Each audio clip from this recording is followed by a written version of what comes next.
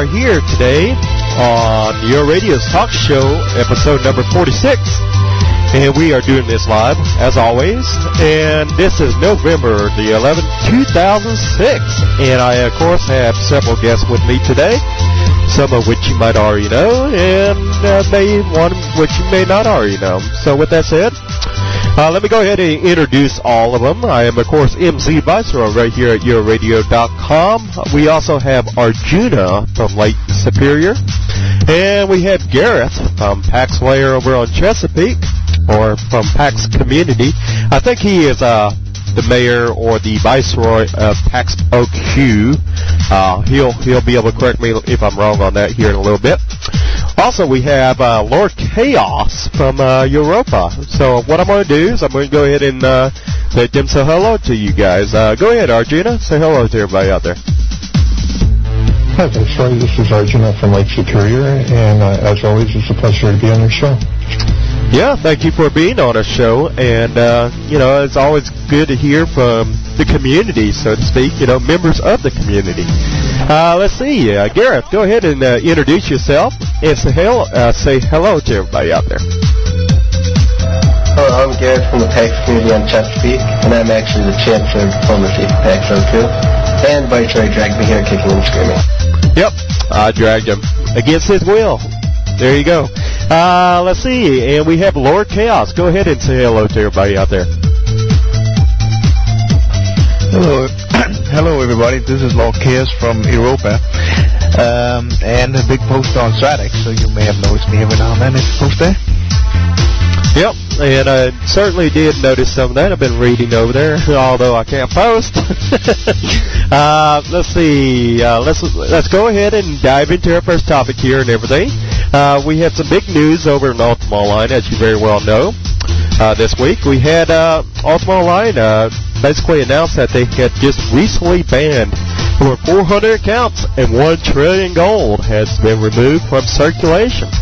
So with that said, I'm kind of wondering whether you guys think that is a good thing, a bad thing, or what have you, Kind of want to hear your thoughts about that. Are you glad that they're spending their time, going after these dupers and everything else? Because that's what they're saying that they got rid of these people for. So with that said, I want to hear from you guys as to what you guys think about that. You think it's a good thing that 1 trillion gold was removed, or you think they ought to be spending their time on something else? Let's hear from you, starting off with Lord Chaos. Go ahead. Thank you. Well, first I want to say that I'm actually very impressed with how they did that. They did manage to really hit the high-end cheaters without going down and really nitpicking and taking the small-time cheaters where you have a high risk of taking innocent players as well. It seemed like it had a very good effect across all shards. And it seemed like it was very, very professionally handled. Now, the challenge is going to be whether they can balance the game for the vacuum they've created now, because banning 400 major players is going to create a big market vacuum, and that's going to create issues if they don't do anything about Doom or artifact spawns and stuff like that.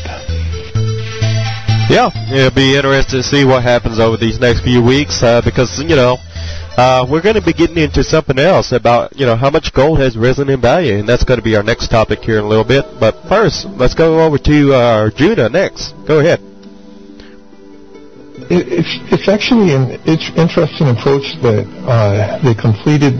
they got rid of a lot of duplicated things, which obviously was essential. But somehow they and everybody forgot that one of the main sources of cheating in this game is people who play by robot. And after they eliminated the 100,000 duplicated things and all that kind of stuff, they said that they were going to abort their introduction of Punkbuster or whatever that was. And I hope that if they're going to abort that means that they're going to try to do it inherently within their own system. What the game really still needs, and I won't consider it fixed until they do it, is the things that require 10,000 repetitions, the things that are horrifically boring, like some of the library collections and some skill games. They need to make them easier for normal players to do. They need to make it so that they can catch and ban people who use robot scripts, and at the same time make it so that people aren't even tempted to use robot scripts. They need to actually improve the game mechanics of it, and they have to do also what Lord Chaos said, which is they have to make artifacts and things a lot more predictable to get, not something where it's the people who play Doom but by script when they're not home, and then come home and they've got artifacts, so that, people don't do that people who play get the rewards, and then people who cheat get banned. Oh, you mean you don't already do that? Oh, I thought everybody was doing that. I'm just joking. Gareth, let's hear from you. Well, I mostly go with it's a good thing. I think the best part of it was the people banned were the major brokers and eBayers that basically had a monopoly on the economy. Well, yeah. But I think it's... Yeah. They cut me off. What's up with that? Yeah, I know. I'm bad about that. I thought you were down there. Go ahead. But no, I think it's good that the community will be able to take it into their own hands for people to actually do it the legal way and the right way. Now you can cut me off. All right. Well, yeah, it's good to see that, a lot of gold was removed, and I don't know if they were major brokers, because quite frankly, a lot of these people who had all this gold and everything that I saw on eBay, it was people I'd never even heard of. It's like, where the hell you been? I haven't even known you all that much. And, it's like one of these brokers that pop up and have hundreds and hundreds of millions of gold all of a sudden. I mean, I don't call those lone-time brokers. No, I call those lone-time gold farmers. That's what I call them. Because, I'm just looking at that, and, for somebody who's been in the business of selling gold for several years or something like that I can understand. But, I don't know. I'm kind of mixed on a lot of things because, at the same time, I don't know. It's really one of those things because I am a gold broker or have been a gold broker in the past. I've dabbled in that, so I mean, it's just one of those things that you really can't quite. It's good for somebody like me because for someone like me who sells gold, that's good because now the price of gold is going to go up, and a lot of people are like, well, that sucks. Well, at the same time, a lot of people don't understand that. Over time, in the next few weeks, you'll probably see the market stabilize, and there'll be a new, set price or a new medium as to what the average value is on gold and everything. And then you'll see the in-game prices come down, and you'll see the value of gold go up, and all that good stuff. Lord Chaos, go ahead. Well, I just wanted to touch just a little bit of what Juna mentioned about the news about Punkbuster, and I would say I'm actually happy that happened because I didn't like Punkbuster. I didn't like how it's going to work, and I think it would be bad for the game as well. Even if it worked, it would be bad for the game because you have so many broken systems in this game, so many things that are endlessly repetitive and endlessly so annoying, or people can get so buried in the systems that a lot of people do use them for use various kind of programs for very, very mundane tasks, and to take up a huge chunk of UO's player base would really just make the game worse than this. I would rather them taking the reverse approach, which I've been saying since the get-go, is to make the game better, like Juna said, make the game better so you don't need those things. Make it so that all of these things actually have some sort of fun.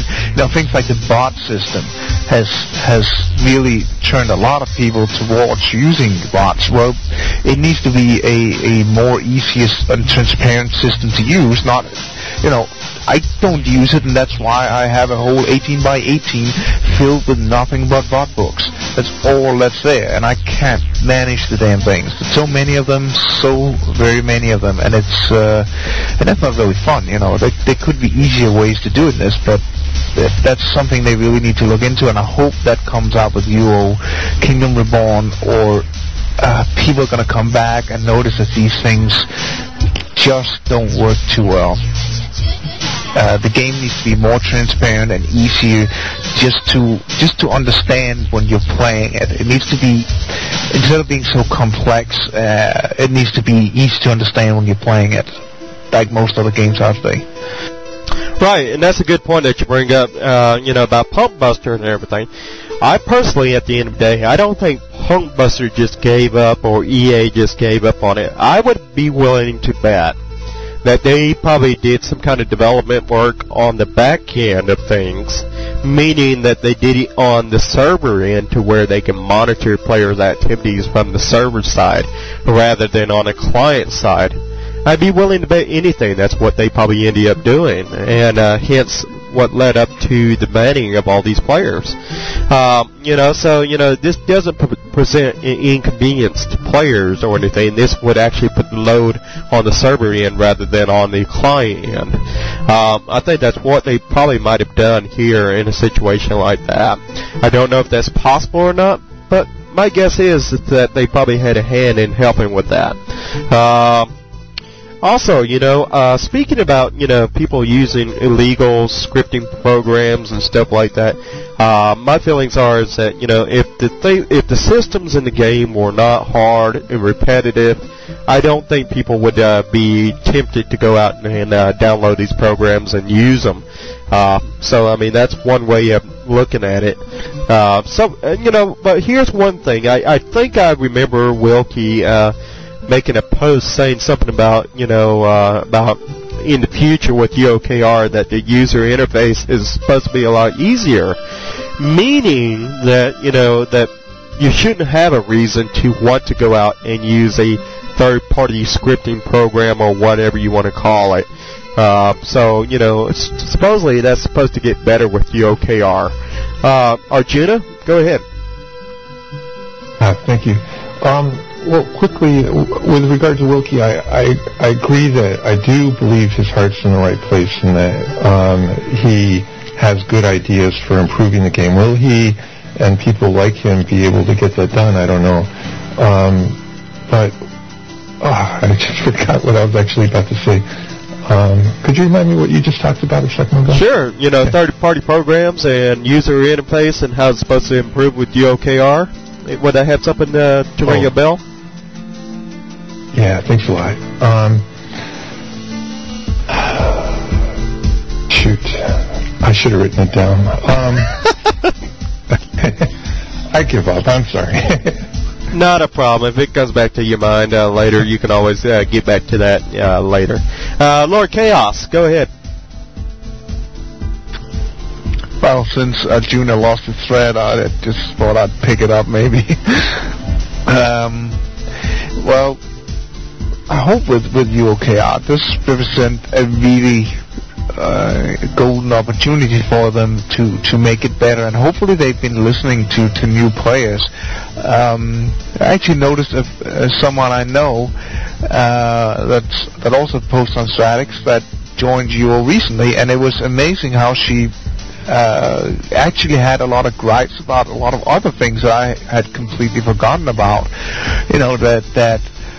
For instance, even the nice new tutorial quest and so on, it's so intrusive and confusing for a new player who's used to the fancy and smart interfaces of today's games. They really need to take a good, long, hard look, and I hope they've been taking input from the new players as well as the existing players to see, well, where are things gone wrong, because gaming has evolved considerably over the last couple of years in user friendliness and user feedback wise. Heck, even to the point of advanced things like Half-Life 2 that directly looks at everything you do.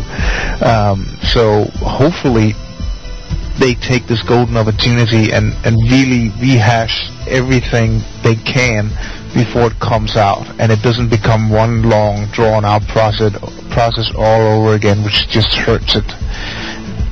I totally agree with you, and as I said last week, I think really at the end of the day, UOKR is going to be a hit or miss for Ultima Online. So I really hope to God that they put everything they can possibly fit into that game between now and then, the release date, and hopefully we'll see something big and grand. Arjuna, go ahead. Thank you. Yeah, I just remembered, with regard to training, and like if we take one of the examples of things that people do in the game because it's boring, it takes them 12 hours, would be you go places and you see people training on golems and maybe using some kind of loop script to train a melee skill or even magery on a golem. When I was new, I could walk over to the castle in Britain, and I could hit a dummy to get to 25 skill, and there'd be other people hitting dummies to get to 25 skill. And you meet people and you talk to people training skills, and then when you have 25 skill, you could find a veteran, or you could find someone, and you could go in a house, and you could be 25 skill and someone could be 100 skill, and you could get a practice weapon or a skinning knife or something. And that person could just sit there, and for 4 or 5 hours, 3 or 4 people could hit someone to train skills, and it formed bonds of friendship that last for years, and they didn't need golems, and they could just do it interacting, playing the game online with other people. And it's gotten to a stage where they're so worried, where the design team is so worried about people gaining skills without killing monsters, that they've taken away the community building things, and they've put in anti-macro things to say that you can't gain unless what you're hitting is your skill, and you end up forcing people who want to be able to get the high skill to get a golem or to get Arctic Overlord and 100% poison weapons, when all that could be fixed if they would just put it back to how it was 7 or 8 years ago, where a veteran could take a new player and say, here's a weak weapon that's not going to kill me, and you and your friends go ahead and hit me for 4, 5, 6 hours, even if it was 10 hours, and they could talk, and they could love the game, just playing it and training and not worrying so much about having to get to 72 skill and use a golem and then spend 18 hours doing something all by yourself. Right, and I agree with you on that, because I think really the selling point for Ultima Online is really not so much the game mechanics, because I think we can all agree at the end of the game, at the end of the day, some of the game mechanics really suck, because most of them are broken, as we all know. But you know, the one thing that's really kept me in this game has been the social aspect, and I remember being in the old days, like what you described, you know, sparring with my friends and everything to get my levels up. Now, I'm going to make this point, and a lot of people are going to get mad with me for saying this, but just exactly how many players out there go out there and use any melee skills or anything like that? Not too many players.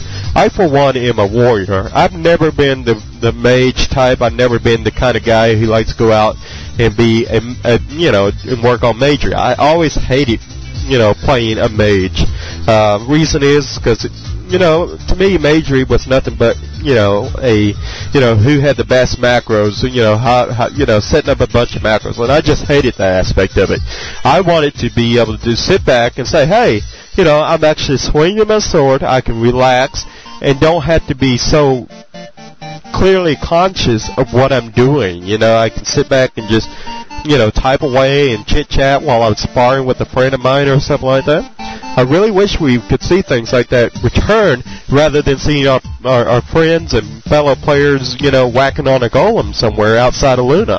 I think we really need to get that back to fundamental basics. What made this game so great? And I guarantee you, if we started thinking along those lines, I think we would rediscover what really made Ultima Online so great. I mean, if you just look at your little subscription, like where you peaked out at and everything, and where you started taking that downward spiral, in your subscription rates, I think that is when you would say, oh, well, maybe AOS has something to do with it. All right. And if AOS was the reason for that subscription number going down, then why don't you do something about it rather than staying the course? I really hate the fact that many of the developers who develop something for Ultima Online, they don't consider all the what ifs or all the possibilities, or they don't even think about what's going to happen 3 years down the road. Is this still a good system for something that's 3 years down the road, or is it going to have to be something that has to come back to, that's going to be easily accomplished or beaten in the first year? That's what I look at all these expansions that they roll out. And then after the first 1 or 2 years, it's just totally forgotten about. I mean, Doom is just almost totally forgotten about. It was the big go, it was the fad. It was the place to go shortly after Ages of Shadow, and now, not too many people go there anymore. And now it's all about Peerless and Champs. It's like, good Lord. But, I don't know. Go ahead, Lord Chaos. Well, I'm gonna have to say again, I don't totally agree with you. I think this is a lot like the old game syndrome. I mean, people will always look back and see old games as the old feeling you had back then, but these games have evolved and changed, and you really can never really recapture the feeling of how these things were back then, because times were different, the games were different. So now I don't think you could ever really revert UO to what people think it was, or what it even truly was. I just don't think that's even possible, because people wouldn't be able to really play that way anymore. Or, I mean, you could, though, turn the game a little bit away from where it's gone, and make it more where it's more fun to socialize. I mean, that's what they try in other games. They try to make it so people want to be with others. They want to play with, not because they have to all the time, but because it's fun, because they can get some goals together, and like Arjuna said, you could go back and you could train with each other instead of with a golem. Things like that. Things that would be fun and not just a chore, because most things in the game right now is just a chore, and that could be made a lot more fun if it had some sort of social interaction to it. So I don't quite agree with you that we can ever really recapture the pre-AOS, and as people have stated many times on the forum, no one can agree upon what's pre-AOS. Some people want some of AOS, some people don't want it, and so on and so forth. So really, truly, if we're going to go there, it has to be where we're looking forward in the game, not back. Yeah, good point. Gareth, let's hear from you. Alright, basically what reverting back to the best days of UO is what some people call it. It's the same thing of what's best days, yada yada yada. But the question is, when everyone, well, I forget who actually said it, whoever said that EA doesn't look, is this going to work in 3 years, is this going to work in 6 years? The question is how many people keep playing the game for that long, as to how limited UO was back then. So that would be my question. But maybe I do agree with implementing old things that worked really well back then. Maybe go back and look at what you said, characters sparring each other and how they could gain skill off of each other as well doing that if you weren't as great of a warrior. And that actually helped with interaction between people and even role play at that time. Right. And, I know you come from a role-playing town over on PAX Slayer, PAX OQ and PAX Slayer and all those player-run towns in which you guys have over on Chesapeake. And, I mean, I really look to those things, and, I'm thinking to myself how great those are. But, and I look to Europa for their role-playing aspects as well, and I think, my goodness, they have some really good role-playing. But at the end of the day, what really stopped me from really getting involved and participating is the item properties. I cannot, I mean, I've just never been a big fan of math, and I will never be a big fan of the game, when it comes to math in that aspect, I just want to see, I just want to get away from the math.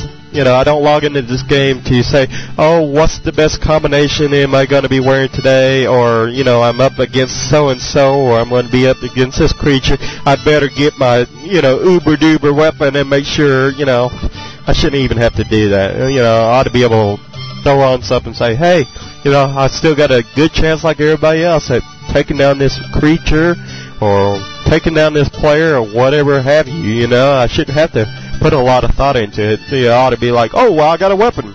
Let me go out there and stab it with this thing, and go about my business. Gareth, go ahead. I just wanted to say one thing that we're implementing in PAX OQ is our Chaos Order Guard. And to get back to, well, geez, do I have to have an all-70s suit? How much hit chance do I need? Yada, yada, yada.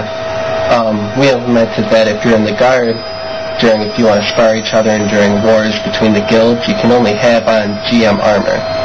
When you go out to hunt with the groups, you can only wear GM armor. You can't wear rings, bracelets, whatever EM event they give you that says you have all 70s resist on the tunic. So that was one thing that we took into our own hands to bring back that we liked in the past. Right, and see, that's a good point that you bring up, and I've seen that done on Europa as well, where they only allow GM armor, so, I mean, the concept is not new, but the one problem I got with that whole concept that is flawed, and that most people don't take into consideration, is that while it may be GM armor, let's say, for example, one piece of plate iron plate, tunic, or whatever you want to call it, is different from the next iron plate tunic that you might have. So, I mean, there is no standard as to what, there is no standard, on what's the properties for each of these iron plate tunics. They are variable. That means one piece can have a different property that the other piece don't. And I really think there is no consistency in a system like that, and because of that, that's where I cannot, for the life of me, get past. And so that is one reason that it's held me back from getting involved with some of these player-run activities and stuff like that, role-playing. So I do applaud you guys for at least making the attempt, but at the end of the day, it's still flawed, thanks to AOS, and a lot of people don't take that in consideration or don't really pay much attention to that aspect, but I'm more I might say that I'm a little bit more analytical than your most average player. Probably why I'm a talk show host, right? But go ahead, Gareth.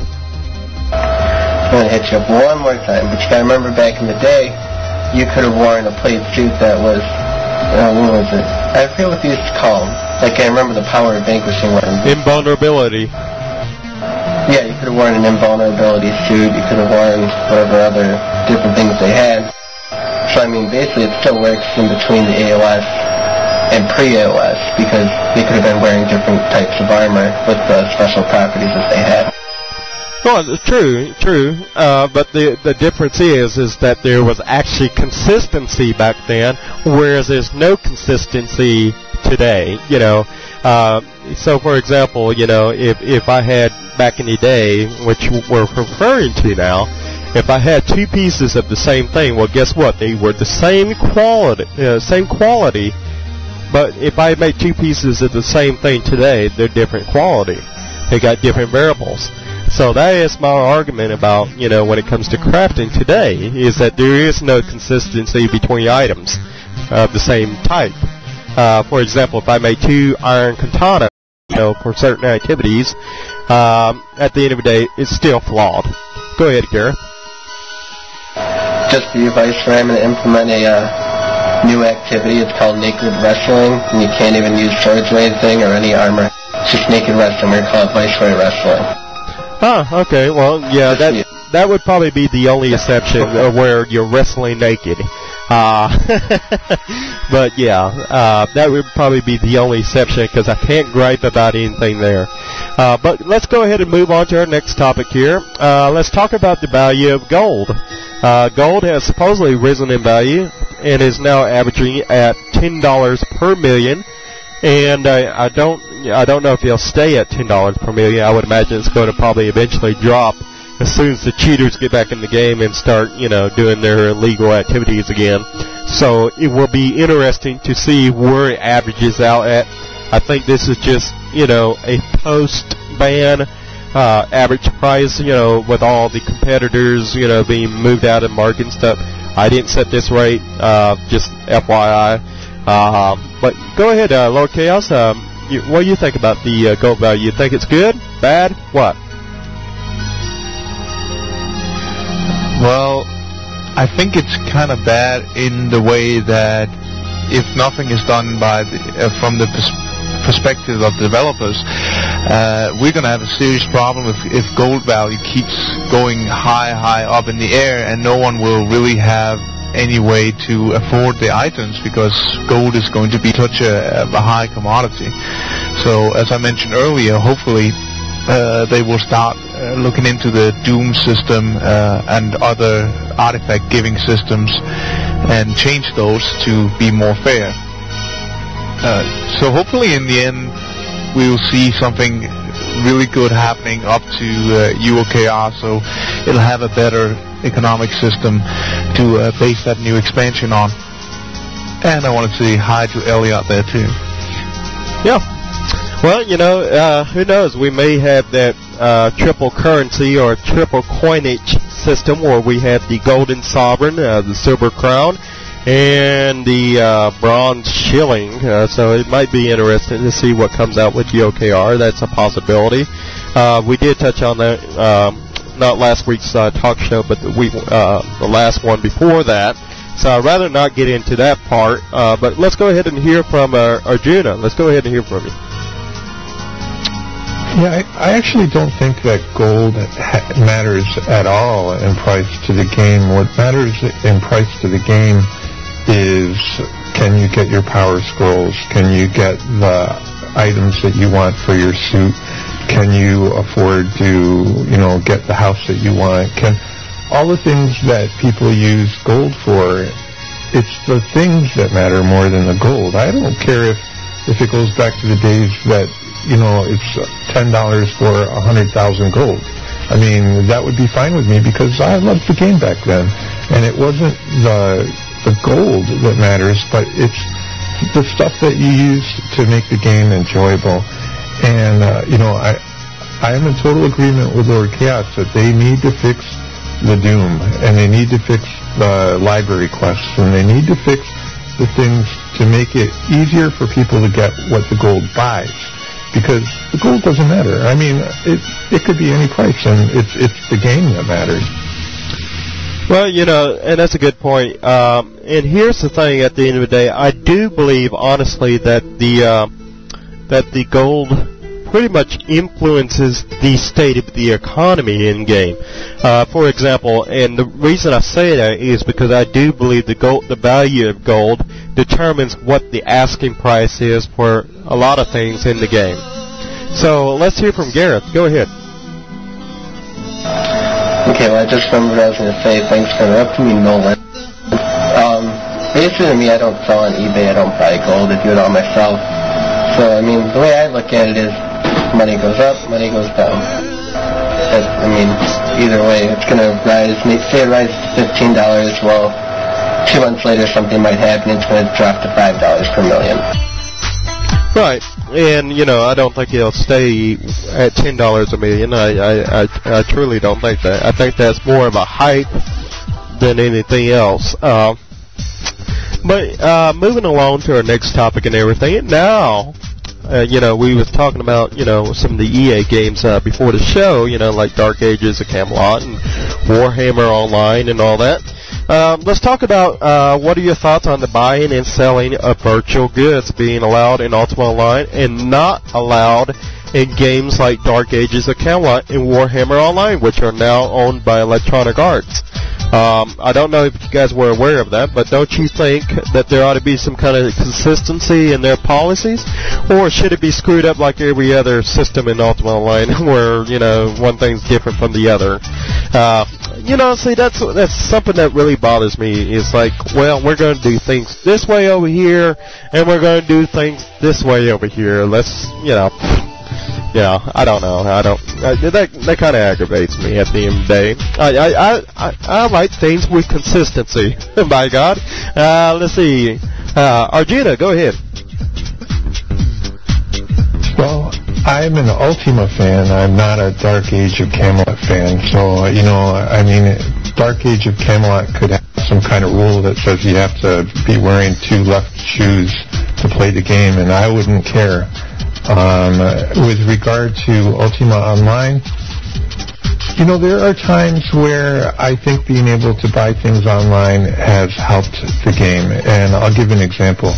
For years, they had the worst housing space shortage. I mean, it was just insane. And I'd gotten my parents to play, and I felt bad because I couldn't even get them a 7x7 house. There was no housing. And so, I wanted my parents to play. I wanted them to have something. So I spoke to somebody, and I bought my parents a house with money. I paid like $78 for a 7x7 house or something like that. And then, and there was just no housing. And, I bought my dad, someone offered to sell me for like $100 a small tower. So, like, one of those 8x8s, I bought it. It helped me keep my parents in the game. Sometimes you cannot get stuff in the game because it's just not available in the game. And, maybe people who have a lot of gold could, but, we weren't those people. And so if being able to talk to someone on an ICQ and say, hey, okay, I'll buy this off you, if that's what it takes to get people to play the game, then, I think that helps the game. Ultimately, they need to fix the mechanic that causes that requirement. And they did fix it for housing. I mean, you can now take a new player and say, hey, you're a new player, hey, I'll help you find a spot, and you can find them a nice spot. But there was a time when you could not do that. And so they need to now, they have more things like that they have to fix. They have to fix, the suits of armor. They have to make it easy for even anti-item people like Viceroy to be able to get whatever it is that he wants in there so that he can play the game. Because the goal of the game is not to have a house, is not to have an item. It's to have what you need to play, and whatever it takes to get that. Sometimes buying stuff off the game can get you to stay in the game long enough to go forward until they fix it. Right, and I'm not the kind of person who subscribes to the idea that there ought to be equal opportunities for everybody. I'm more of the elitist class. I say, there ought to be different economicals and social classes and everything else that goes in the game that makes up life in general. There's the haves and the have-nots. I'd say if you're going to put in 6 hours of time into the game, well, then you only ought to reap 6 hours worth of, whatever you put into the game. But if I'm, for example, putting in 20 hours of my time into the game, well then, by God, I don't think it's right for, the guy who spends 6 hours to ought to have the same stuff as someone who spends 20 hours in the game. I don't believe in that. I never have subscribed to ideals like that. That's more, in my opinion, more leaning to communistic ideals. And part of me, if that's offensive, but, I just don't subscribe to the ideal where everybody has equal opportunities to the same thing, regardless of how many hours you put in the game. Gareth, go ahead. Alright, your question was that DAOC will let people eBay and Ultima Online will, right? Yeah. Sorry, it's been a while. Whether or not you think they ought to be allowed to, buy and sell stuff in DAOC and Warhammer Online, Dark Ages of Camelot and Warhammer Online. Do you think they ought to be able to do the same over in those two games like they do in Ultima Online?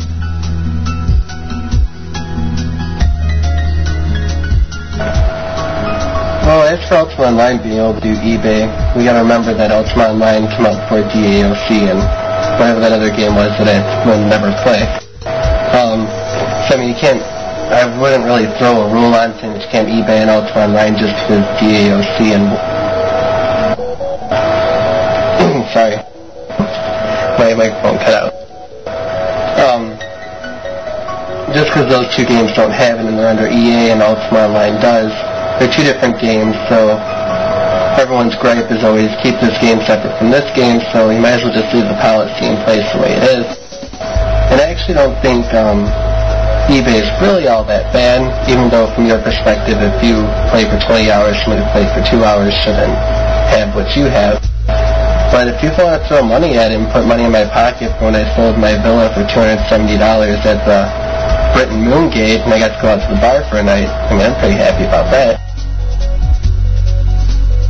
Right, and I agree with you. I mean, if somebody's going to pay real life cash in order to narrow that gap between the haves and the have-nots, I'm perfectly fine with that. I'm not disagreeing with that. What I'm disagreeing is in-game mechanics that allow that. You know, for example, you're going to put higher loot drops and stuff, so that way people can acquire things more easily in the game without really investing the time as someone who put in 20 hours. That's the only point I'm getting at. As far as Dark Ages of Camelot and Warhammer Online, I will say this: if they are insistent on keeping a policy in which prevents people from buying and selling in their games on those games when it's an EA product, I will most definitely not ever play those games, because I am very firm in the belief that it is the player's right to determine the value and set a value on his or her time in a game that is spent, especially when there is a demand or a market for these items. Because, I mean, at the end of the day, whether a gaming company says yes or no to the buying and selling of in-game items or whatever, it's still going to go on. All you're doing is banning the legitimate players who would like to do it in a legitimate fashion. Those are the players that are being hurt by such policies such as this. I will not ever play a game that has policies in place that prohibit the buying and selling of in-game items. That's why I'm still an Ultima Online fan to this day. And I just believe firmly in that. You know, if you're going to spend 200 hours in a game, well, I don't want to at the end of the day think that my 200 hours that I invested into a game has been in complete vain. You know, it's just vain, in vain. I'd like to think that at least the 200 hours I spent in a online game has some value to it that I can later at some point in time sell should I decide I want to. You know, I like having that option. I don't like it when a game company tells me what I can do and what I cannot do. I do not like it when a government tells me what I can't do and what I can do.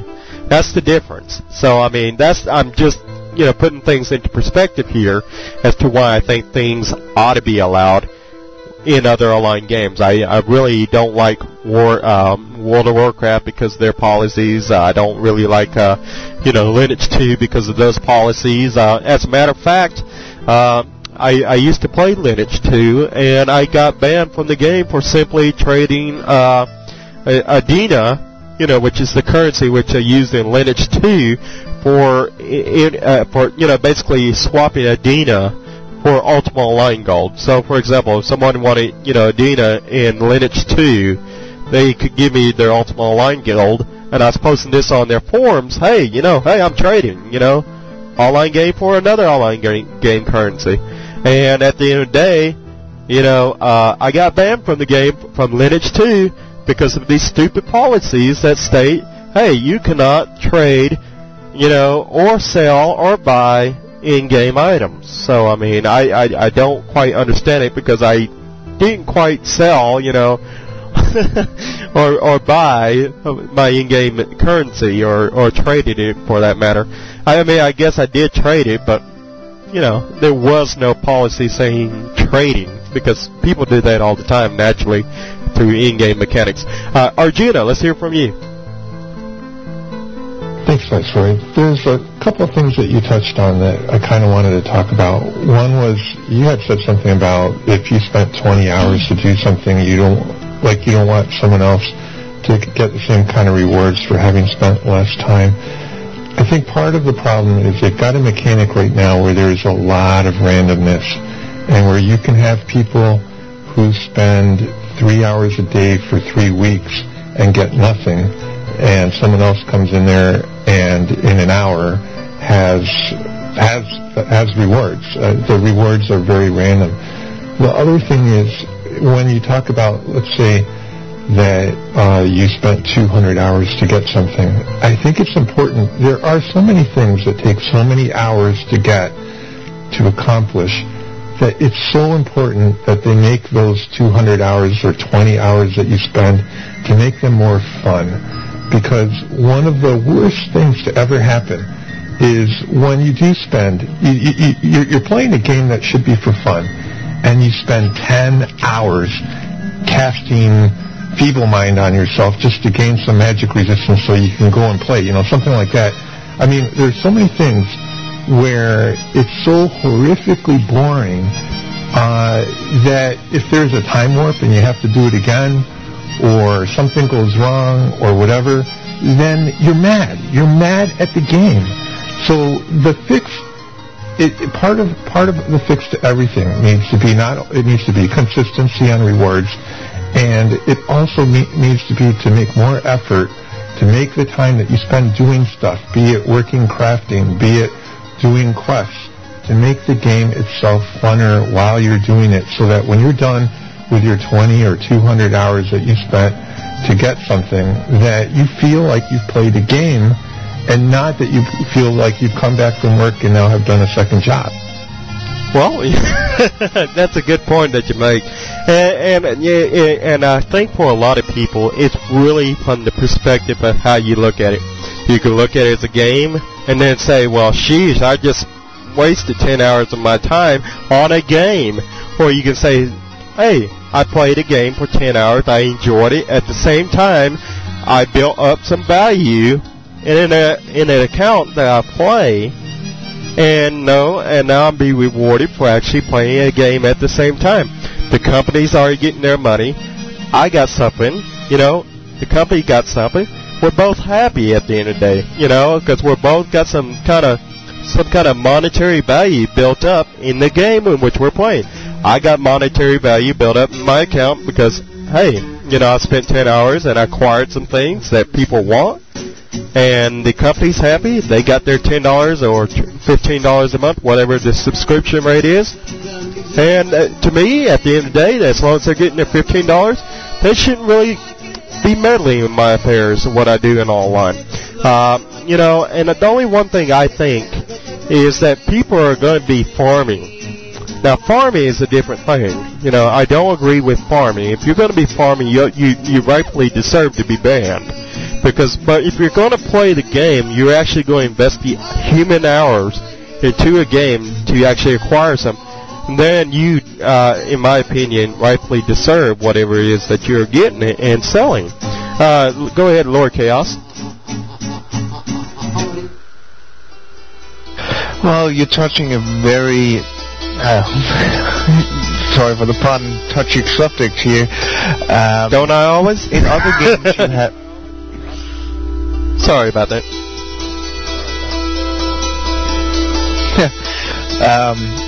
In other games you have level-based gaming, which really makes people move from tier to tier to tier, which they work for, and they work for gear. So there's a lot of grinding and a lot of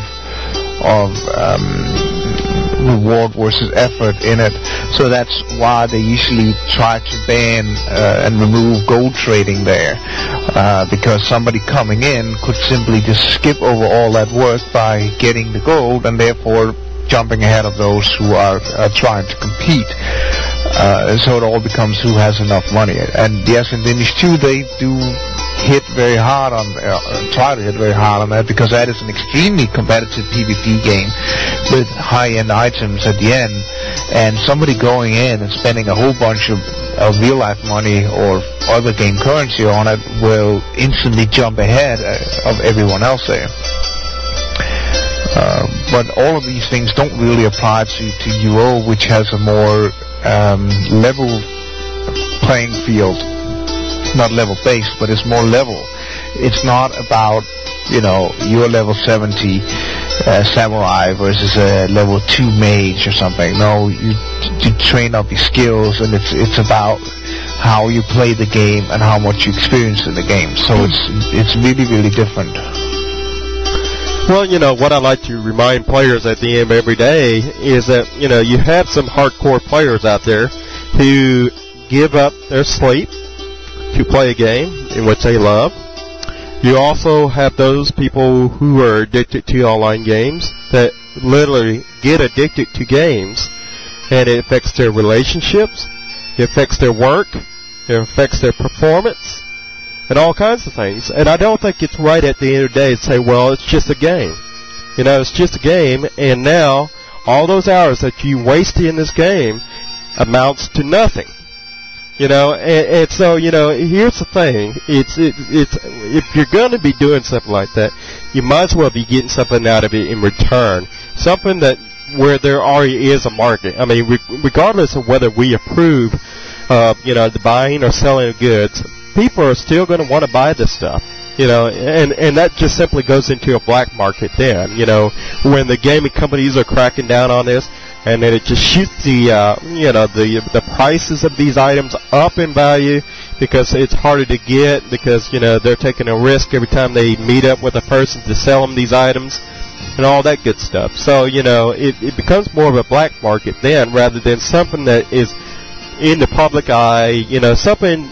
And I also think, because regardless of whether you condone it or not, you're still going to have to police for it, meaning that the GMs are still going to have to go after that kind of stuff. Gareth, let's go ahead and hear from you. As for accounts and skills and building this and having the reward once you put in all the effort, thank God I GM'd all my Smith & Taylors back years ago. But it's I'm doing VODs, and my friend, after me doing it for 10 hours, and I did VODs for 10 hours, I have no life, I got a barbed kit, which is cool. And my friend excuses me and goes, I got 2 barbed kits and a bunch of powder fortification, a couple clothing blasters. And I go, how'd you do that? He goes, I just ran easy, wrote the script VOD runner, and left for about 5 hours, came back. It's why am I doing all this work and trying to actually sell stuff at a decent price when these people are just going to buy my stuff and sell it for higher in Luna, and then they already have a bunch of other stuff that outdoes me, and everyone goes to their vendor. I really don't see the reward in doing all this work just to get basically bleed done. Right, and I could totally understand where you're coming from. And at the end of the day, I think time is money. And there is that saying, time is money. And that was, I have to agree with you on that one, Sasher, that time is money. That came into me by ICQ, by the way. Let's see, speaking of money and everything, we are going to have a deal or no deal coming on here in about an hour, in which you guys can participate in. I don't know what show that's going to be on this. It's either going to be on Atlantic or Pacific, but definitely tune in for an hour from now, because we're going to be having deal or no deal where you can win up to 10 million gold on the shard of your choice. So keep that in mind if you're just now tuning in or whatever, or you have been tuned in, because we're going to be doing that right after this show. Arjuna, did you have something that you wanted to add to this by any chance? No, not really, other than what Gareth said about his friend that told him he used a robot to get barbed beads. I mean, that's why, of course it is essential and mandatory that they solve the problem supposedly with duplicated items, and that was a horrific problem. But the game is not going to be fixed until people like Gareth, who are doing things the hard way and painfully, or like people like me who have done some of those library quests for 4 or 5 hours of recalling back and forth and doing all sorts of stuff. And then you go and you find out that someone else has spent the whole day and gotten 5 times what you did, and they were at work. And that's a bigger problem than, duplicated items are bugs. And yes, they had to fix that. They need to get that done. I don't know how they duplicated stuff. It's still, the thing is that the economy isn't going to be fixed until they fix the problems that require people, or I shouldn't say require, that tempt people to do the bad tasks without even being there. They need to make the bad tasks fun, and they need to make them consistently rewarding. Well, here, and Gareth brought up a good point. Someone who uses a third-party program to get ahead in the game, as in comparison to someone who worked their ass off to obtain the items, which somebody did through an automated system, which is illegal in the game, they rightfully deserve to be banned, because, it's not right at the end of the day to say this person who did everything automated ought to get the equal pay of someone, who did it the hard way. I totally agree with you, Gareth, that is not fair at all. And quite frankly, I think the Game Master is going to have to place this stuff anyhow, so they ought to be checking to see if these people are at their computers or not. If they ain't, well, guess what? They need to be banned, because they don't deserve the rewards of their, they don't deserve to reap the rewards of their actions, in the game through an automated system. Now, if you're actually putting in the time, you're actually laboring over this, well then, yeah, you naturally deserve whatever reward you got coming your way. Speaking of which, getting back to the Deal or No Deal, which we're going to be having after the show, that's going to be over on Atlantic. You can look up over on a website on the left-hand side. Click on the Deal or No Deal link, and you will be able to find out where that is over there on Atlantic. That is over there outside of Umbra to the right. So, that's how you can find out more about that while we're over here having this talk show. And if you guys don't have anything else to add on to all this, I will go ahead and move on to our next topic. The next topic in here is we're going to be talking about whether or not we think there'll be any game time codes for Dark Ages of Camelot and Warhammer Online. We already have game time codes in which we can purchase for, The Sims Online. We can purchase game time codes for Ultima Online. What are your thoughts on this? Do you think you'll be able to, at some point in time, purchase game time codes for Warhammer Online and Dark Ages of Online? Any comments on that? If not, we'll just move on past that one and tell me that you guys don't care about that. All right, go ahead, Gareth. Isn't this Ultima Online? Okay, I'm done. Oh, yeah. Lord Chaos, go ahead. Warhammer what? Yeah, well, you have, okay, whatever.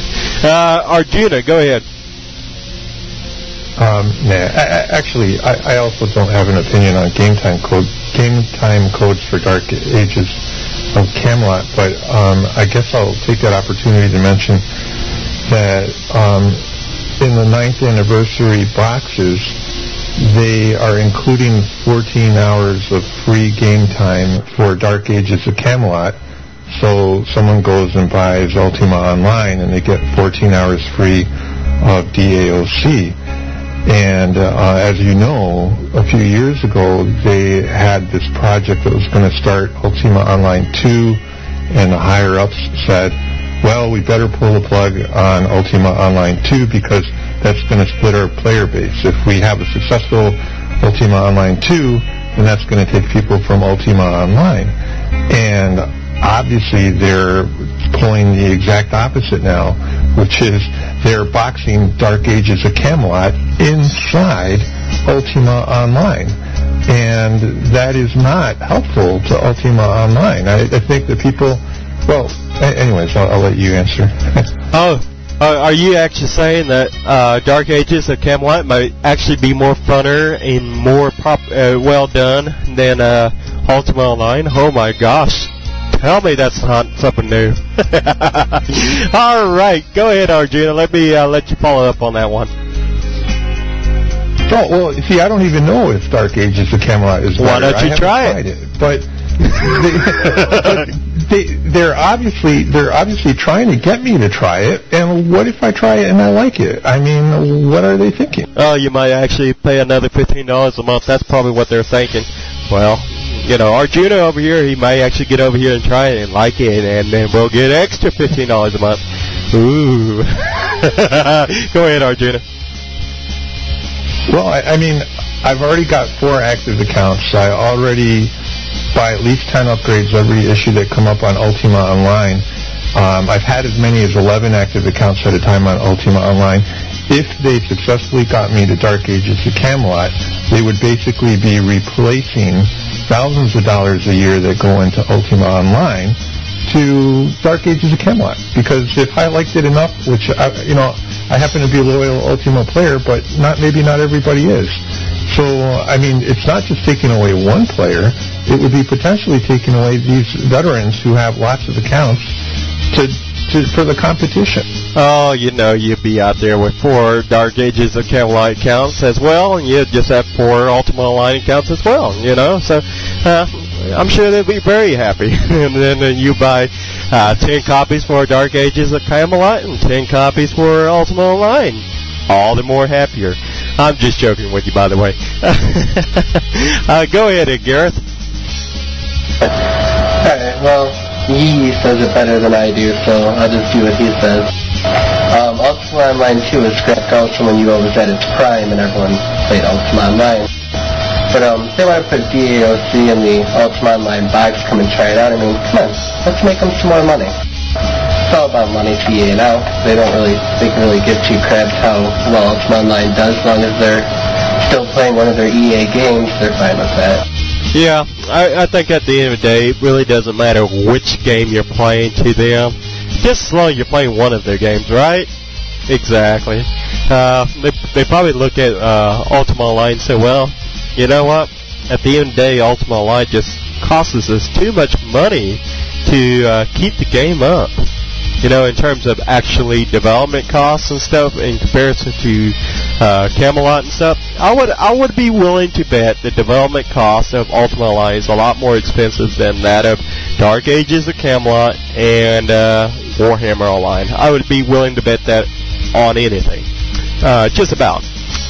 So that way I can get myself out of that little mess if I should have a change of mind. Go ahead, Lord Chaos. Well, you're probably right, because the game is a lot more complicated than others.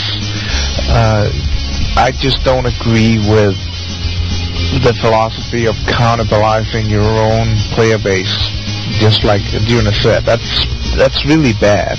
I mean, unless you really exhausted every other avenue, you should stay away from your own player base. Don't start cannibalizing, trying to get them over into similar type games, because you're going to create less loyal players and really make them very upset.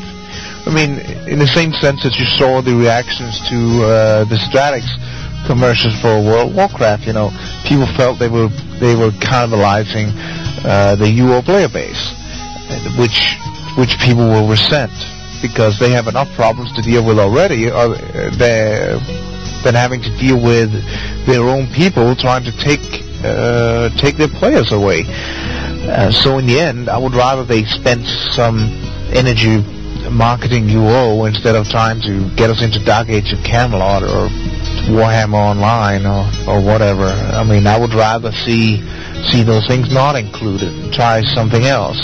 More trial keys, or put in some nice things that you can give to buddies that join in the game, or something, or some other fun stuff instead. I'm surprised that they didn't try to promote The Sims Online, because I mean, really, that game is doing so much worse than Dark Ages of Camelot. So why are they trying to plug a game that's still doing fairly successful? You know, Dark Ages of Camelot. I mean, you would think you'd try to save the sinking boat in this case, right? Oh, man, I'm going to get myself in so much trouble here. But anyways, let's move along to our next topic here. We're going to be talking about the policy in which is in place in which state, and you're going to love this one, by the way, Gareth. But I think you're going to love this one. Here, let me read it again.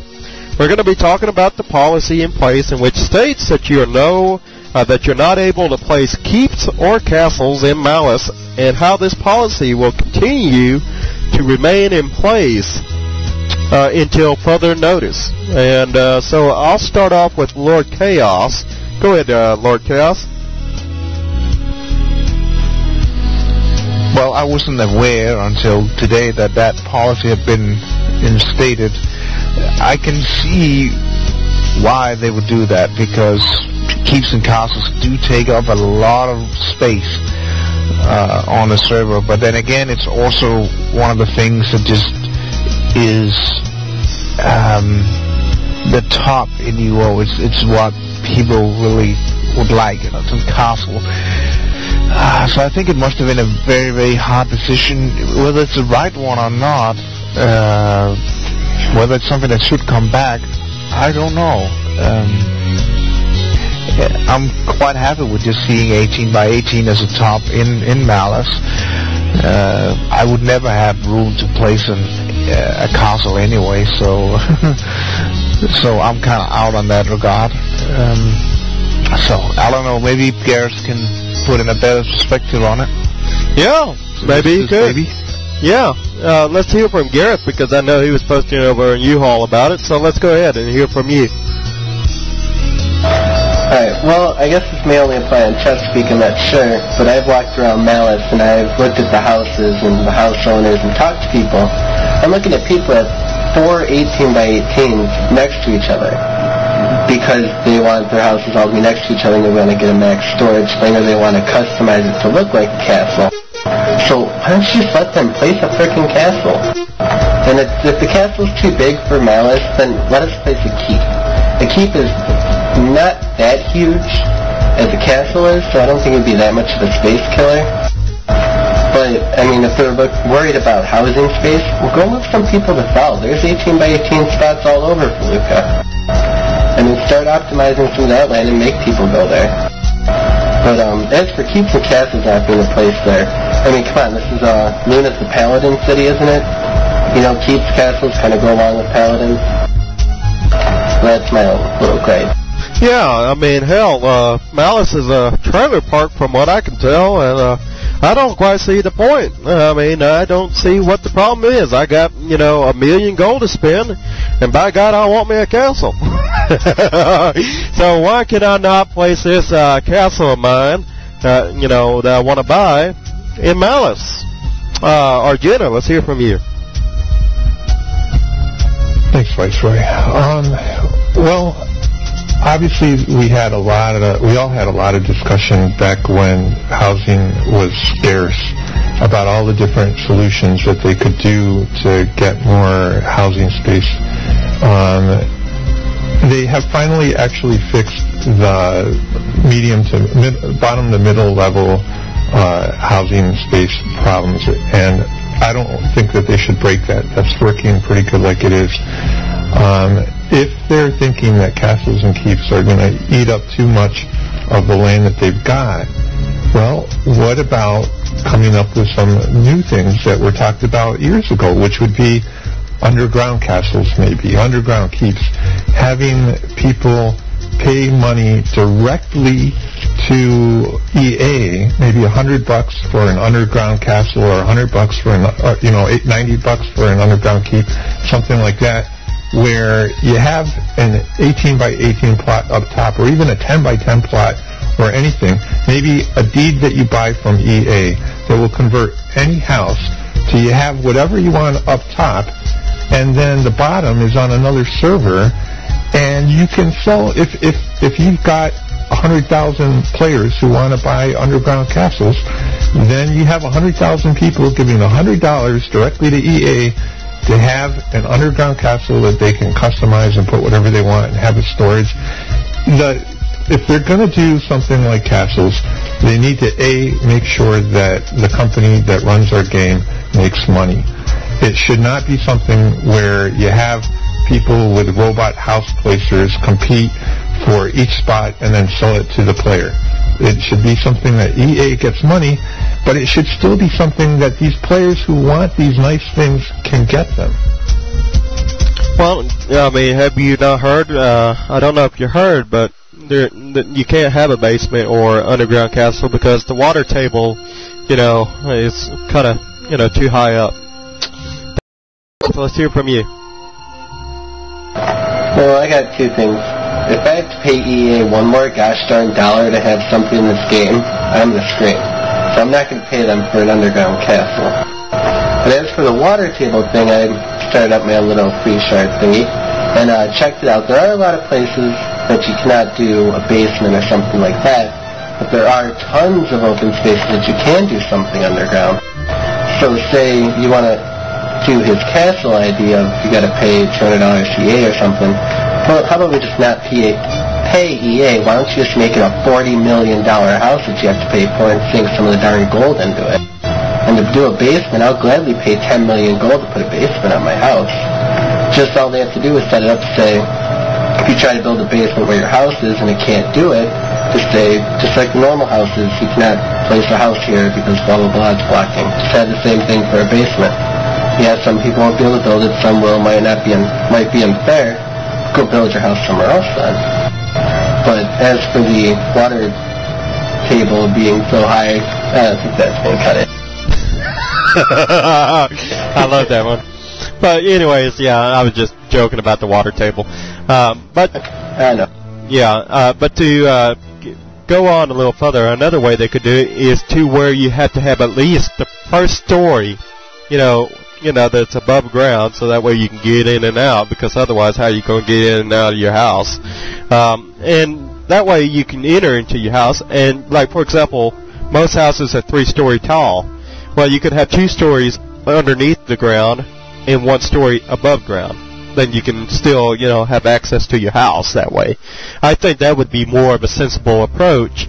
But, I can tell you something about EA is I think they are moving more to more micro transactions, and that's basically selling you services and items and stuff in which you guys would more than likely purchase. For example, let me give you an example. The sex change tokens, name change tokens, all that good stuff. 9th anniversary items. Those are microtransactions, and people are buying them up left and right. It's been very successful for them. Because I want to be a female now. I mean, that's saying that gold sells at 10 per million. That's 20 million gold. I mean, I got to pay 20 million gold for a sex change? I mean, give me a break. Yeah, well, I mean, I want to know why I can't just go in UO and use my pair of scissors in UO and perform the operation myself. I can get a sex change in real life for 20 million gold less. Oh, hell, that'd be a lot cheaper than actually paying EA in 1995 for a sex change token. But yeah, go ahead, Lord Chaos. Well, first of all, the reason why the water table is so high is simply because Draconia forgot to turn off the water in the toilet at the end.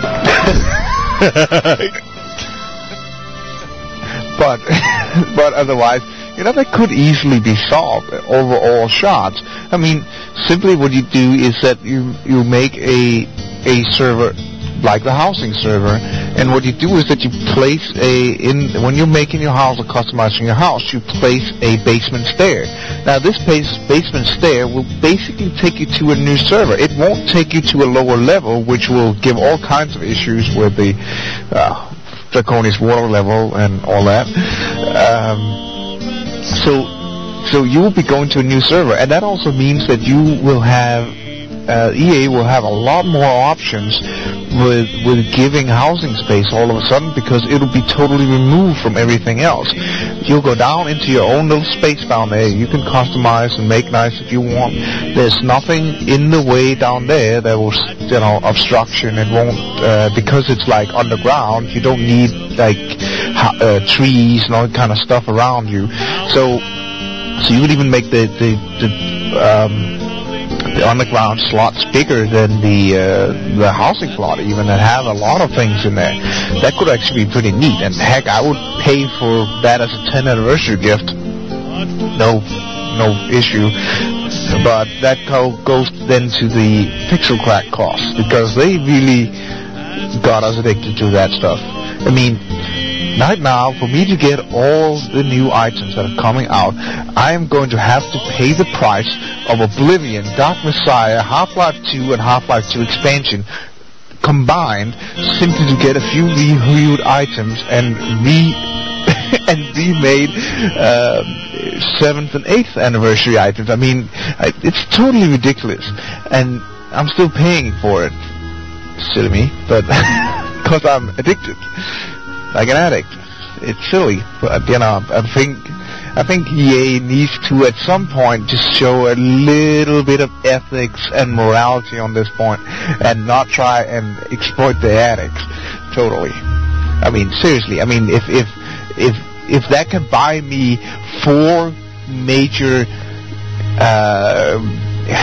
games like that, then they sure as hell could do better than an expansion with a few reviewed items that can't even be delivered right to anything outside the U.S. and to some people not even right in the U.S. But I'll step off my soapbox now. All right. Well, so you haven't been out there purchasing any sex change tokens, have you?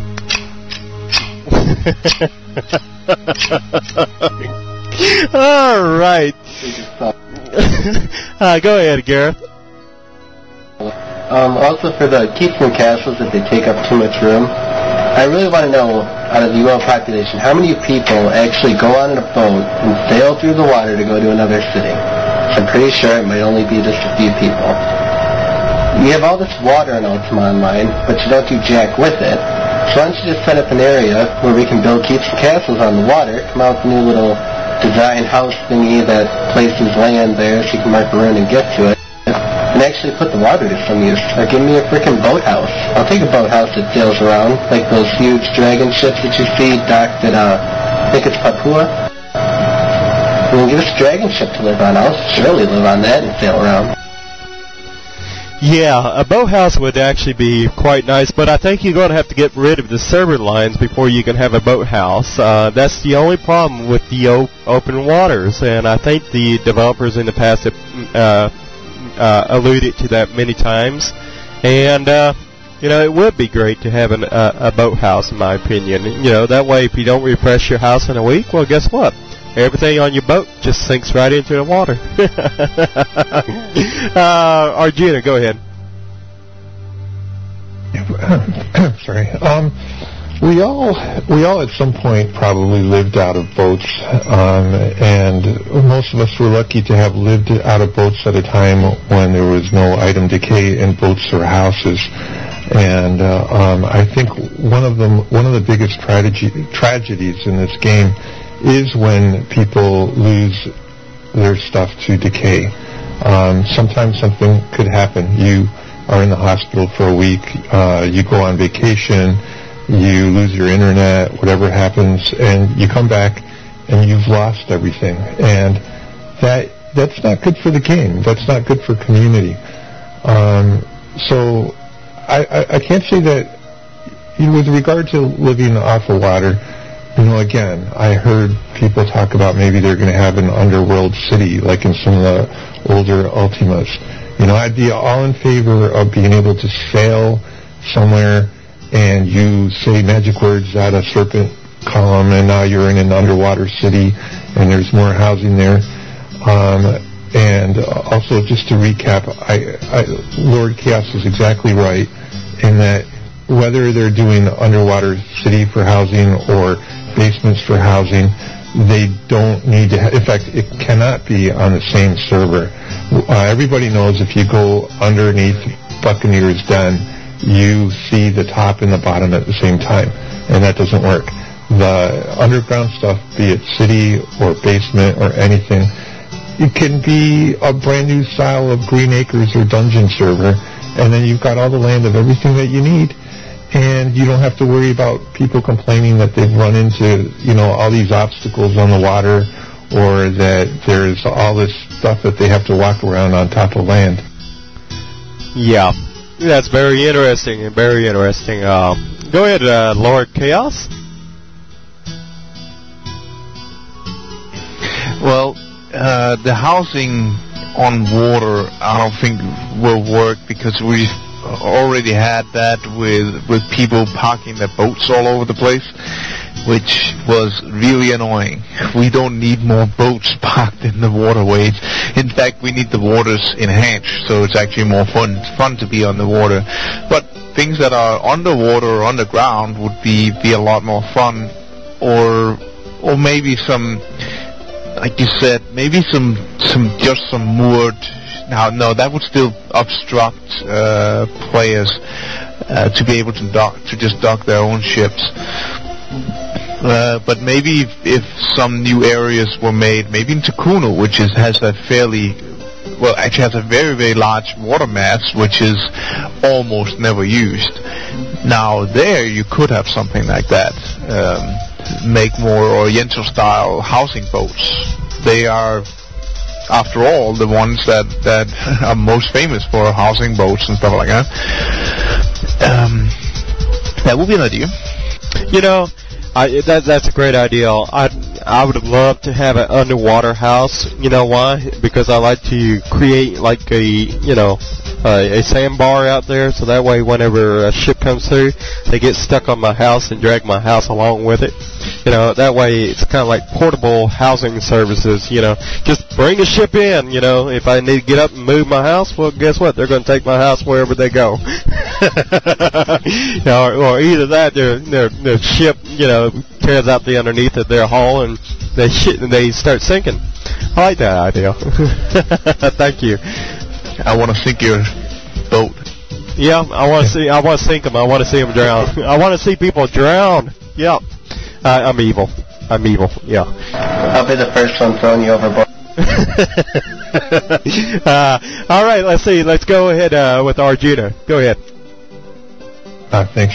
Yeah, and on the topic of enhancing the seas, and let's say that they did go with the underworld seas and things like that, I probably gave a bad idea when I said the Serpent Pillar idea, because one of the earlier Ultimas had wandering whirlpools, and if you wanted to get into the underground sea, you almost had to sail around looking for a whirlpool and go right into it.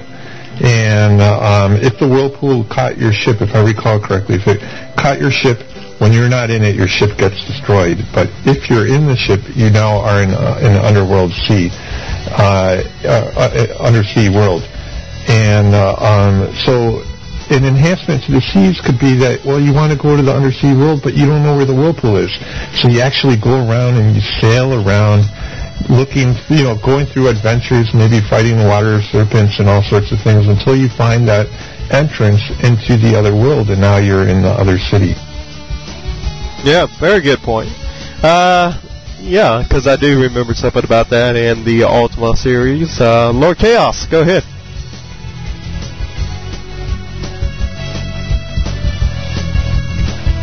I completely lost what it was I was going to say, so...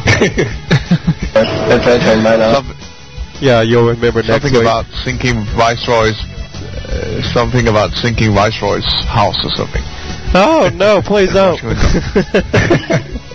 No. You can shoot some cannon shells into the water and try. And that way, the water, kind of throws you off course. Yeah, I like that idea better.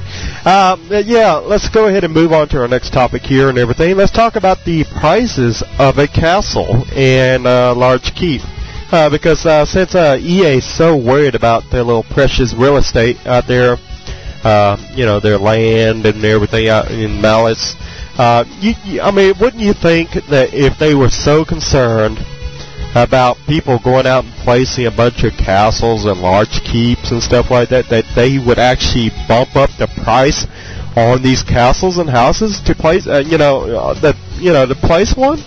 Let me read you off some figures here as to what they cost. in case you guys haven't recently checked lately, the price of a stone keep is $562,500 gold. That's right, folks. $562,500 gold. Okay? The price on a castle, however, is, and you're going to crap yourself when you hear this, $865K. 865,000 gold. Less than $1 million gold if you'd like to own a castle. Now, I want to hear what your thoughts are on that. We got people who can easily drop $1 million gold nowadays, in a lot of cases. And if you can't, for some odd reason, don't have $1 million gold, you can easily buy $1 million gold for less than $10. I kind of wonder, shouldn't this, and forgive me if I'm wrong, but shouldn't these prices of houses be keeping up with the inflation, the amount of gold that's in circulation, that, stuff like that, so that way we can actually get gold out of circulation and kind of, make people think twice about before placing a large castle or something like that, or if they were to place a large castle, they earned it, so to speak. But $865K, my goodness, that makes it available to everybody, doesn't it? Come on now. We're talking about the economy here, ain't we? Go ahead, Arjuna. Thank you. I think it should be available to everyone. I still live in the past, perhaps, but I live from the days when you look on the back of the box of Ultima Online and it says that you too can own a castle. And I come from the days when I sold 4 small houses to be able to afford the money to get a deed to buy a castle, and then I spent, I got up at server up every day, week after week, thinking that the housing was going to get turned on and that I'd be able to place the castle. And, I actually, I'm one of those people that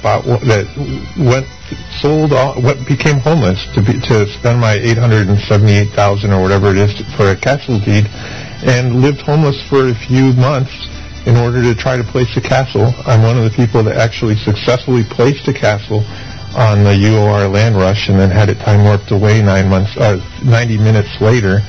And I'm one of the people who was given a castle free by some old good friends who, when they left, said that they didn't want to sell the castle and they gave it free to me, and then I gave it to someone else. I'm one of those people who think that a castle should not be something that costs a lot of money. I'm someone who thinks that everyone should be able to get the good stuff in UO without having to go through farming, without having to go through, they should be able to get the good stuff by playing the game. And, to me, if someone goes and honestly raises 878,000 gold, then if they can place a castle, then the game is better, in my opinion. And I know I probably disagree with most. I know most posters will disagree with me. I know a lot of people will disagree with me, but I think that the rewards in the game should not be terribly costly. So, so in other words, you don't believe a castle ought to cost about 40 to 80 million gold or something like that. Instead, you think you ought to remain below 1 million gold. Is that correct? Yes, that's true. All right. I just wanted to make sure I understood that correctly. But yeah, you're probably going to get some people say, "Who is that? Who's saying under $1 million?" Everybody, that's Arjuna. Go to him. Yeah, Gareth, go ahead. Well, who really cares how much it costs? Go find a spot for one. It's basically impossible, especially for a castle. You can go to a castle iDoc and say, I'm going to place this castle. It falls 7x7, 7x7, 7x7, 7x7. Come on. Castles become more and more scarce by the day. Who cares how much you have it on for your NPC vendors? Because the only castles that are being sold are by players. So, you can go ahead and hike it up to 40 million the only kind of gold sink you're going to do is maybe 40 million every 6 months or along those lines. Right. So, but you're one of those people that would like to place a castle, am I not mistaken? Yeah, but like he is actually going to listen. Well, let's just say they do now.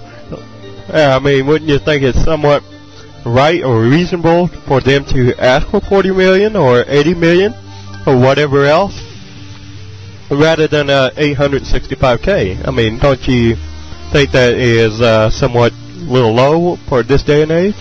I mean, if you asked me that question about 5 years ago, I would probably say no, there's nothing wrong with that price. But we're talking about 2006. Go ahead. Well, you can also do how many 18 by 18 strips in a castle, and that should be the price of the castle being built, and how much it would take for all the walls and customization. Anything over that, it shouldn't be charged. I mean, what's the point? I'll just go place 4 18 by 18. So, I mean, it should just be the price of, basically, take the whole plot, how many 18 by 18s fit in, figure out the plot money, and then for the walls and tiles that are already built into it, that should be the price of the castle or keep. Yeah. Okay. Well, I just kind of disagree with that, but that's okay. Let's see. Let's see what we got here on our next list here. I got a bunch of gummy bears in my mouth, by the way, so if I sound kind of muffled, you know why. Let's see. We're going to be talking about how players have discovered a new website known as UORadio.com. What do you think is going to come of this? What do you think this is all going to be about? Or chaos? Well, it could be interesting, but personally, I would rather see more energy being spent on the current UO web pages and some more energy being spent on, well, either moving somewhere else or at least give some more aid to Stratic so their content can be upgraded, because that's horribly out of date. I mean, instead of opening more new pages, maybe there'll be something interesting there, but do we really need another news site? I've read the other heralds, and yeah, they do look interesting, and maybe it could be interesting, but I just feel there's a lot more higher priorities right now than making yet another news site. Maybe something good will come of it, maybe not, I don't know. For the mythic person that made this, I hope it didn't step on your toes when saying this. Yep, bad mythic, bad. I'm just joking. Go ahead, Gareth. UO Herald finally can't even keep up-to-date UO.com, and they want to do another website. Well, yeah, that's all I gotta say. Yeah. Well, here's my thing about it. You know, I personally would be kind of glad if they were to move their forums and everything back over to Ultima Online's official website. And that way it can't be controlled by a third party in which is biased in a lot of cases, and you know, pretty much determines, you know, over different various aspects what's, you know, acceptable and what's not, you know, what's going to be allowed and what's not. I don't believe it's right for any company such as EA to basically outsource, or not outsource, but turn something like that, their official forums, over to a third party, which is clearly biased in a lot of cases. I could get several examples of that, but I'm not going to get into that part. But at the same time, I'm kind of wondering if the new website is going to look as good as the Japanese website when they redid the Japanese website. Because if you guys didn't notice, the Japanese website kind of looked like ours, but it got a whole new facelift, and it was like, wow, awesome website and everything. So I'm kind of wondering, you know, whether or not you guys think the forums might be going back over to the UO site, in this case, UOHerald.com. Let's hear from you, Lord Chaos.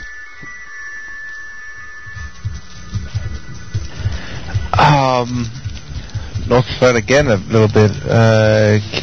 You're asking whether or not the forum should move somewhere else, or it's going to move somewhere else? Whether or not you think the forums are going to be going back over to UOHerald.com or going back to Ultima Online's website, which would be UO Herald in this case.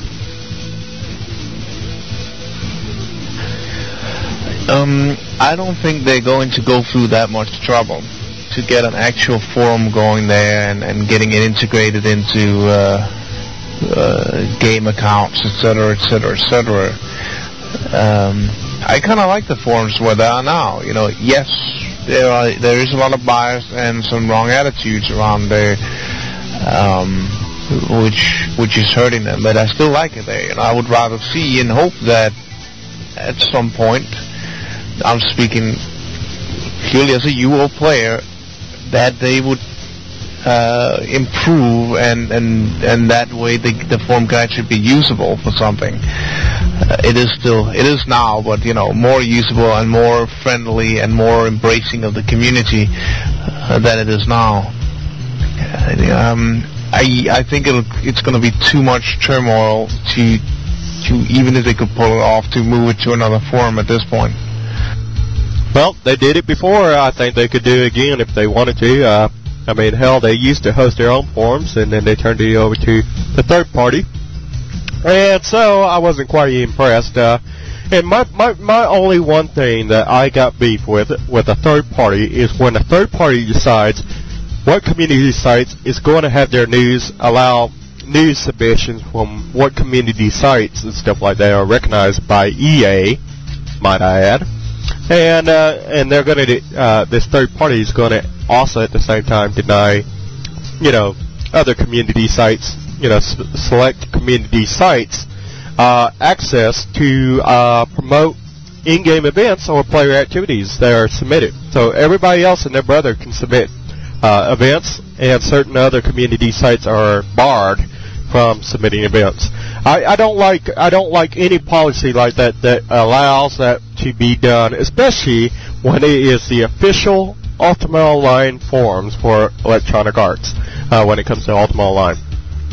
So, you know, that is the one part I have a beef with. If it wasn't for that, I don't think I'd be, you know, advocating that a forum for an official Ultima Online game be moved over to Electronic Arts again and be put back in their hands. I mean, like I said, I could attest to that, and I have several witnesses that could probably provide proof of something like that. And but getting away from that, I'm going to go back over to Gareth. Let's hear from you. Do you think you'll possibly see the forums move back to UO Herald or something like that? Go ahead, Gareth.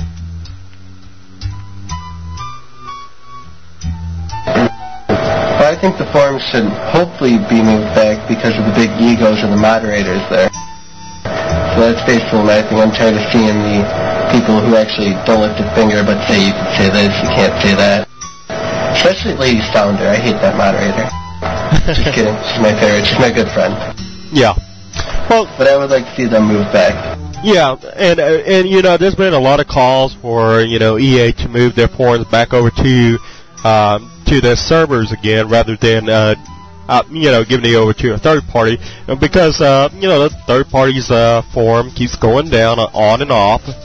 People who are paying subscribers to the game cannot get access to the forums, which is the official Ultima Online forum, who have been banned. You know, so they're no longer to offer the developers their feedback on certain issues. And this is, when I say ban, I'm referring to permaban, by the way.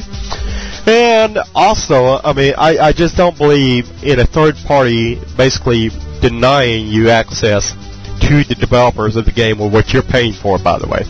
So, I mean, that's where I have beef. I don't appreciate a forum that's in a third party's hand that constantly goes up and down, and you know, and I just don't like, you know, a forum that basically determines who's going to be allowed to submit news to them and who's not. You know, so I mean, I think if you was going to be a third party, you should try to be impartial or unbiased as much as possible. And I don't see that in this case. So, I don't know. I think that's where a lot of the people get upset that the forums is over at a third party. And I can find many people that could attest to that as well. Let's see. Arjuna, go ahead. Thanks. I don't know if it's intentional that you're not naming them, but I think that there's one policy at Stratix that they probably should change while they've got the title of official UO forums, and that should be the one of perma-banning. They have a policy that if you get 3 warnings, you are perma-banned regardless of what the third warning was. If you called someone a dummy and they deserved it, you're still banned if you get a third warning. That needs to be redone. It's one thing if you're sending inappropriate pictures and just being horrific, but the idea that 3 strikes and you're permanently banned on an official forum, like you said, where you pay for the game, inappropriate. With regard to any forums, it's ultimately, I'd say, the moderators and the feel are what make a forum. So I like the MyUO forums a lot. The MyUO forums had wonderful moderators. A lot of people hated their moderators. It's all personal opinion. If they had a new forum competition for Stratix, that would be fine. That doesn't mean Stratix would go away. Stratix has a history of 5, 6, 7, 8, who knows how many years.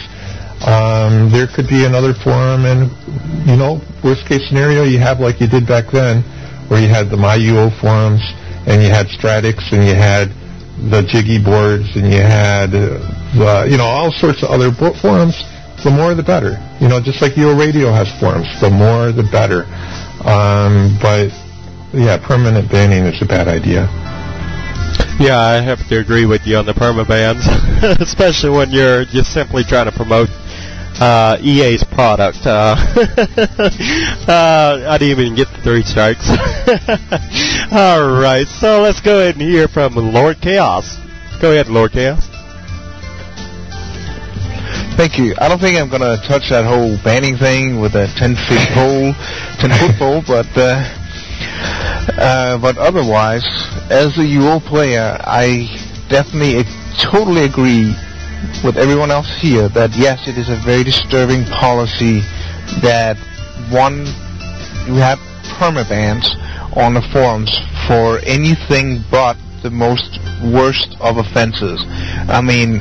I wouldn't want anybody to be permabanned unless they were doing something really bad, like personally threatening to go after someone in real life, posting pornography or doing something illegal or anything like that. That should be what permaban is for, not because you've been disrespectful to someone 3 times.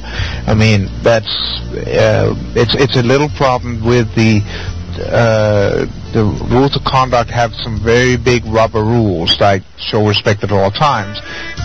That's a problem, having permaban together with a rubber rule like that, because it can be applied to just about anybody. What is respect? When are you showing respect at all times?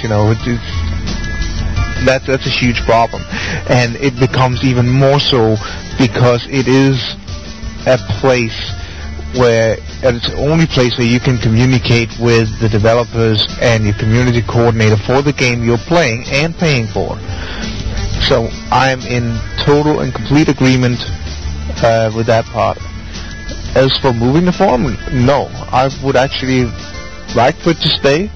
I would hope that at some point Stratix does go through some evolution in their policies, which, like a lot of the things there, is kind of a bit out of date. It's nobody's fault, and I think a lot of the people who work there shows a lot of heart and a lot of enthusiasm for it. They just need kind of a policy upgrade, which hopefully will come through evolution, and I would very much like for the UO forums to stay there. It has a lot of advantages once those few disadvantages have been removed or evolved into something a lot better. That's just my opinion, as a player. I've been there for 8 years. Yeah. Viva la revolution, whatever you say in French. Yeah, but let's go ahead and go to Gareth. Go ahead, Gareth. Let me hear what you got to say. Alright, well, there's mostly only one, well, besides hearing about the bans, which I won't touch either, because Vice should be banned from everything. I'm always banned. One thing that really ticked me off on U-Haul was when, I don't know if she was an administrator or what she was, but she posted on U-Haul this whole review on WoW, this new expansion for WoW coming out, and put it on as news on the U-Haul site. And, everyone got into a big uproar about her, about this shouldn't be here, blah, blah, blah. And then, she writes to us that the Stratex manager said it was okay to be here, so it'll stay here. It's like, how are you promoting UO when you're bringing all this WoW stuff over here? But then their little excuse was, well, we promote UO on the WoW forums too. So I went over to the WoW forums. No one posts there. The only people that post there are the news people. I mean, that thing is basically dead, and I saw not one thing for UOKR on there, especially when they said they promote things that we do. So that kind of ticks me off. I feel your pain. Go ahead, Lord Chaos. Yeah, well, now you're basically tying back to my earlier point about cannibalizing your player base or others' player base. I don't think that's a good way of doing it. I know L of LA, who posted it, is a very dedicated news reporter and has been responsible for. I enjoy reading the UO News. I really do, and I respect the news reporters who are on there. They do a great job, and it's very updated, especially as of the last many months. So it's nothing against them at all whatsoever. I just think as a blanket policy, it is wrong to try and cannibalize from other areas. You should always try to get from somewhere else. This should have been something that was brought up to other news sites, not to other games on the same network. And then it seems, since we haven't heard anything more about it, I think they got that picture because a lot of people got upset about it. And I don't think you'd want other games would like to see it either. And on other forums, you get banned for posting news from other games like that. So yeah, it's kind of it's contradictory, not really right? true that they don't ever. So it's not like they don't ever change their policies. I think they have, and that's a good thing because UO News is probably one of the best things about the site. And kudos to the people who are running that. Yeah, much kudos to them and everything. My only thing is, I just simply want a forum. If EA wants to keep it as a third party, I just simply want somewhere I can go that's impartial, unbiased, and a place that I know I'm not going to be permabanned for an opinion, or let alone promoting the game in which we're all talking about, which is Ultima Online. If I'm promoting Ultima Online or the sale or any sales that promotes the sales of Ultima Online, I just want to be able to go there, especially as a community site that's recognized, be able to go there and promote the sale of whatever products that they may be promoting at the time. So I mean, that's all I want out of a community site or a third party at the end of the day. I mean, if this third party cannot remain impartial, unbiased, and everything, then I think it's time for EA to start looking at their options again, either at another new third party that's unbiased and stuff like that. But then again, how can you expect there not to be any biased attitudes whenever you are basically turning these responsibilities over to a third party? I mean, if I'm not mistaken, this third party is also getting paid by EA on contract. So why is it that this third party is preventing other community sites from promoting the sale of their products? I don't know. So, I mean, yes, there is a ROC That prevents that, and in a lot of situations. But it's one of those things that need to be looked at and reviewed and reconsidered. And like somebody said here, it's time for maybe some upgrades in policies or changes to some of them policies that's more suitable with the times and stuff like that. Go ahead, Lord Chaos. Okay, well, we are touching a bit on a more personal subject there. I know what you're fishing for in not so many words. I don't know if that would have gone on the real forums. Who knows? But in a sense, if that's all somebody's doing, then yes, they should be allowed to do that. And in many cases, they would even on statics. But I don't know. That's up to individual policies or up for review when those policies are being discussed. So who says statics? I don't know what's going to happen with it. I just hope they. Nobody said statics. Wink, wink.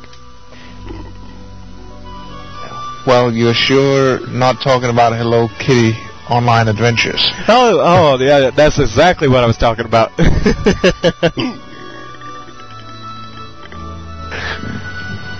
But anyway, I think we're just about reaching the end here. Yep. I think I've said everything I have on this subject. Yep, and we are at the end of our show and everything. I do want to point out to everybody that we are going to be having our deal or no deal over on Atlantic, and which is now starting up any minute. If you want to get over there to the deal or no deal, you can go there by going to Umbra, going out to the right. And if you go over there, you can actually find out where exactly it's at over on Atlantic in Umbra. By going to our website at UORadio.com, clicking on the left-hand link that says deal or no deal, and you can find out all about that kind of stuff. And so with that said, this is UORadio Talk Show number 46, November 11th, 2006. And I am, of course, MC Viceroy, and I'm going to go ahead and give each and every one of our guests here a chance to say goodbye. Gareth had to leave. He had something to attend to, another meeting. And so with that said, go ahead, Arjuna, say goodbye to everybody out there. Goodbye, everybody. It's been a pleasure talking with everybody here, and hopefully we'll talk to more people in the future. Thanks, bye. Exactly. Thank you. Lord Chaos, go ahead. Well, I want to say thank you for everybody and Ellie for listening. It's been great fun. And I'm glad we got to touch some heavy subjects. Yeah, I'm glad that we got them out of the way, too. Hopefully somebody out there will hear about this and maybe say, hey, I wonder what they were talking about. But anyways, yeah, once again, I am MC Viceroy from Your Radio, and this is Your Radio Talk Show. Be sure to tune in next week at Saturday, 5 p.m. Eastern, 2 p.m. Pacific. Same bat channel, same bat time. See you then.